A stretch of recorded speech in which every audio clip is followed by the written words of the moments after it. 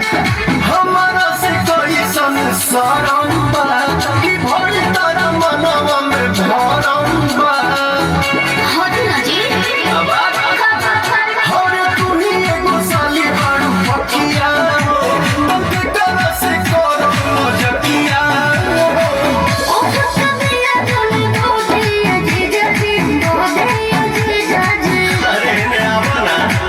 गोदी में लेके जाने खो दे जीजा जी गोदी में लेके जाने खो दे जीजा जी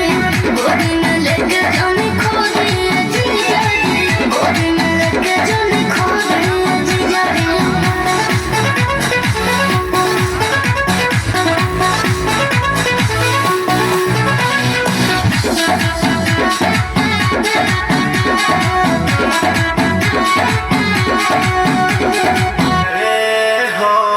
हट जाइबू का